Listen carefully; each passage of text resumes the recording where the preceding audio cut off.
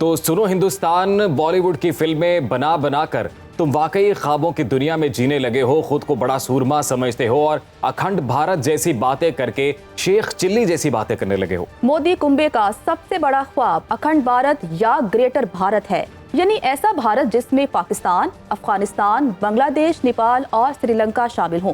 और इस मकसद के लिए वो हर हरबा इस्तेमाल कर रहा है, जिसकी मिसाल जो पूरे खित्ते में दहशतगर्दी है, उसके पीछे सिर्फ और सिर्फ मोदी है। सुनो हिंदुस्तान, जिस मुल्क में अलहदगी की 53 तहरीकें चल रही हैं, जहां मुसलमान, सिख और ईसाइयों की सूरत में 20% आबादी मोदी के जुल्म से तंग आकर खुद अलहदा होने के ख्वाब देख रही हो, वहां ग्रेटर इंडिया एक दीवाने का ख्वाब है।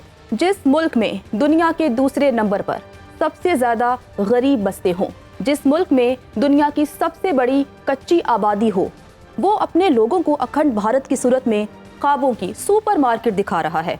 सुनो हिंदुस्तान, जिस मुल्क में आज भी 35 करोड़ लोग सतह गुर्बत से नीचे जिंदगी बसर कर रहे हो, जहां गांव के नल में पानी आने पर जश्न मनाया जाए, जहां 50 करोड़ घरों में टॉयलेट ना हो, वहां महान भारत तो क्या बनेगा, अलबत्ता महाभारत जरूर लड़ी जाएगी।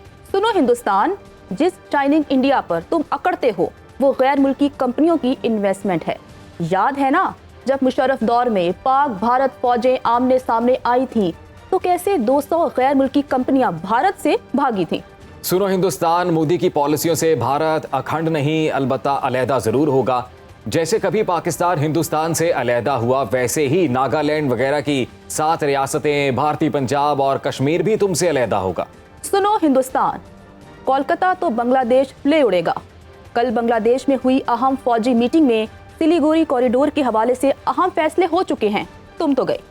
सुनो हिंदुस्तान, आज तुम महात्मा गांधी, मौलाना अबुल कलाम आजाद और जवाहरलाल नेहरू के नहीं, मोदी एंड कुंबे के हिंदुस्तान में जीते हो, जो कभी अखंड भारत का नारा लगाता है तो कभी गोल्डन लैंड का ख्वाब दिखाता है। मोदी एंड कुंबा कभी भी मेक इन इंडिया की मेज सजाता है तो कभी डिजिटल इंडिया का झुंझुना बजाता है। ये कभी स्टार्टअप इंडिया को गियर लगाता है तो कभी शाइनिंग इंडिया का बिगल बजाता है। सुनो हिंदुस्तान, तुम्हारा हिंदुस्तान तबकाती तकसीम का वो जुल्मत कदा है, जहां खुदकुशी की शरह दुनिया में सबसे ज्यादा 28% है और जिनमें 78% निचली जात के हिंदू हैं। सुनो हिंदुस्तान, याद रहे तुम्हें तकसीम बरे सगीर के वक्त भी तुम अखंड भारत का ख्वाब देख रहे थे। इस मकसद के लिए तुमने अंग्रेजों की 150 साला खुशनुदी का रिकॉर्ड भी कायम किया था। तुम चाहते थे कि अंग्रेज जाते जाते मुत्तहिदा हिंदुस्तान तुम्हें सौंप जाएं, लेकिन शुमाई किस्मत ऐसा ना हुआ। दो कौमी नजरिया तुम्हारे आड़े आ गया, कायदे आजम और उनके साथी तुम्हारे रास्ते की दीवार बन गए। सुनो हिंदुस्तान, अब एक बार फिर तुम हिंदुत्व की आबियारी के लिए अखंड भारत का नारा लगा रहे हो। पाकिस्तान, बांग्लादेश और दीगर पड़ोसी मुल्कों पर बुरी नजर डाल रहे हो। तुम कब्जा गिर हो, पहले ही कश्मीर पर कब्जा किए बैठे हो और अब मजीद कब्जा करना चाहते हो। तो मुसलसल हमलों से, मौशरी पाबंदियों से, इम्तियाजी सलूक से अखंड भारत की राह में आने वाली अकलियतों की नस्ल कुशी कर रहे हो। NRC का कानून लाकर नापसंदीदा लोगों की शहरियत छीन रहे हो। इस तमाम सूरत हाल पर बात करेंगे। हमारे साथ बैन अल-अक़वामी अमूर के माहिर प्रोफेसर हुसैन आलम साहब मौजूद हैं। हुसैन आलम साहब, बहुत शुक्रिया आपके वक्त का। सर, RSS मोदी कुंबा भारत को अखंड भारत के तौसीब पसंदाना नजरिए के तनाजुर में इलाकाई ताकत बनाना चाहता है। आपको क्या लगता है, अखंड भारत जैसे नजरिए में कोई ताकत है, कोई वजूद है? सबसे पहले तो मैं आपके चैनल को मुबारकबाद देता हूं कि आपको भारत ने बैन कर दिया है। इसका मतलब ये है कि प्रोपेगेंडा वॉर के अंदर वो आपका मुकाबला नहीं कर पा रहे। जी, टोटली एग्री करते हैं सर आपकी बात से। जी, दूसरी बात यह है कि मोदी और उसके हवारियों को मैं वाज़े पैगाम देना चाहता हूं कि पाकिस्तानी एक अमन पसंद कौम है, लेकिन अगर हम पर जंग मुसल्लत की गई तो याद रखिएगा, ना हम 71 भूले हैं, ना हम 16 दिसंबर भूले हैं, ना हम आपके जुल्मों सितम भूले हैं, ना हम 1947 भूले हैं। याद रख लेना, तुम उस कौम के साथ पंगा लेने जा रहे हो जिनके दिलों के अंदर कलमा ला इलाहा इल्लल्लाह मोहम्मद रसूलुल्लाह और शहादत की आरजू और जज्बे बच्चे बच्चे के दिल के अंदर मौजूद हैं। जंग स्टार्ट तुम करोगे, खात्मा हम करेंगे। कहीं ना कहीं हम तुम्हें चिकन नेक से पकड़ लेंगे। याद रखना कि तुम्हारा सामना उस कौम से है जहां माएं अपने बच्चों को शहादत के लिए डे 1 से तैयार करती हैं और अपने दूध में कलमा ला इलाहा इल्लल्लाह की आमेज़िश सुनाती हैं।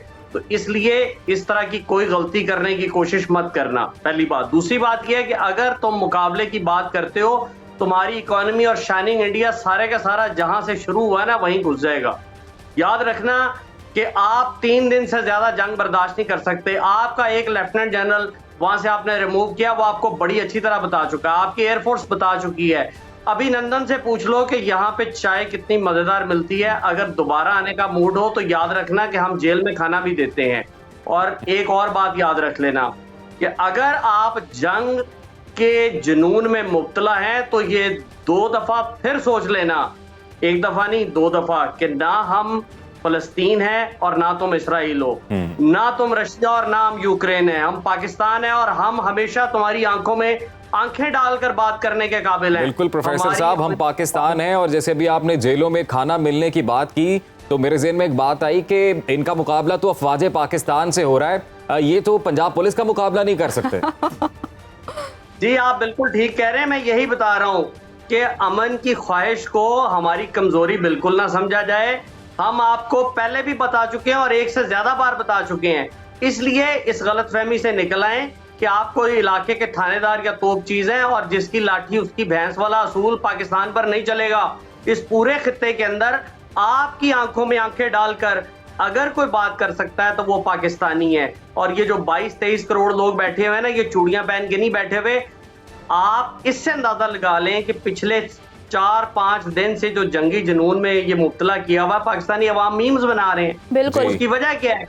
उनको पता है कि तुम्हारी औकात क्या है, उनको पता है और कि बिल्कुल अगर तुम सर, जो आओगे मीम वॉर तो है वो ऑलरेडी पाकिस्तान जीत चुका है और हिंदुओं ने या हिंदुस्तान ने अपनी जो शिकस्त है वो तस्लीम कर ली है सर। लेकिन जो मोदी है वो ख्वाब तो देख रहा है कि हम अखंड भारत होगा और बड़ी बड़ी जो तहरीकें चल रही हैं उसको नज़रअंदाज किए वो इस तरह के ख्वाब देख रहा है जो कि बिल्कुल पूरे नहीं हो सकते। लेकिन सर, भारत में जो हिंदुओं की तादाद है वो कम हो रही है। हिंदू आइडियोलॉजी की गैर मकबूलियत और अलहदगी की 50 तहरीकों के होते हुए भारत का वजूद बरकरार रखना मुश्किल हो रहा है। फिर ये अखंड भारत बनेगा कैसे? जन्नत, ऐसा है कि ये ख्वाब देखने पर कोई पाबंदी नहीं है। आज अगर सिलगुड़ी वाली जो कॉरिडोर है जिसको आप चिकन नेक कहते हैं, दूसरी तरफ कश्मीर है, तीसरी तरफ पंजाब है, मणिपुर है, नागालैंड है, कहां से रोकोगे? तुम्हारे अपने अंदर बगावते हैं, तुम्हारी अपनी फौज इस काबिल नहीं है, ना तुम्हारा तरबियत का म्यार है, ना तुम्हारी एयरफोर्स इस काबिल है। अक्लमंदी ये है कि डायलॉग का रास्ता इख्तियार करो। अगर नहीं कर सकते तो धमकियां देना बंद करो। अदरवाइज तुम्हें पता है कि तुम्हारा जो अखंड भारत का ख्वाब है, ये जो मौजूदा भारत है, ये भी बिखर जाएगा। ये पॉसिबल नहीं है कि आप संगीनों के जोर पर, आपने 7 लाख फौज तो वहां रखी हुई है कश्मीर में, तो बाकी की जो 7-8 लाख है उसको आप पूरे बॉर्डर के ऊपर लेके कैसे चलोगे जब 4 या 5 जगहों से आपके ऊपर अटैक होगा। इसलिए अखंड भारत वाला ख्वाब ख्वाबो ख्याल है और बिखर जाएगा।